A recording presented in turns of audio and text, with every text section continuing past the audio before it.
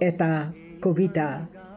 ভাল লাগিছিল এই কবিতাটো। সৰুকালত চিঞৰি চিঞৰি পঢ়িছিলোঁ। শিক্ষকসকলে বিচাৰিছিলে মুখস্থ মাতাটো। কবিতাটো লিখিছিলে আনন্দ চন্দ্ৰ আগৰৱালাদেৱে। শুনোচোন আহক আকৌ এবাৰ এই কবিতাটো। আমাৰ গাঁও। শুৱনি আমাৰ গাঁওখন অতি শুৱনি গছেৰে ভৰা। ডাল ভৰি ভৰি ফল ফুল লাগে, ক'ত পাওঁ তল সৰা। শুৱনি আমাৰ ধাননি পথাৰ, ধানেৰে উপচি পৰে। শুৱনি নদীৰ পানী ভৰা ঘাট, মুদৈয়ে বেপাৰ কৰে। ছালত কোমোৰা, লাও জিকা ভোল, ভঁৰালত জহা ধান। গোহালিত গৰু, পুখুৰীত মাছ, বাৰীত তামোল পাণ।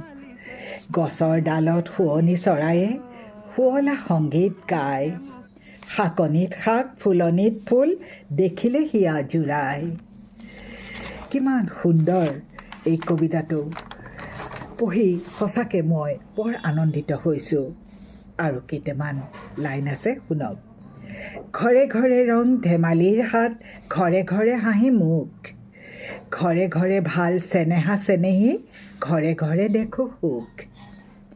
ভাওনা সবাহ, গীত ভাল পোৱা, মধুৰ মুৰলী তান। দহোতাৰ কাম একোজনে কৰা, চহাৰ সৰল প্ৰাণ।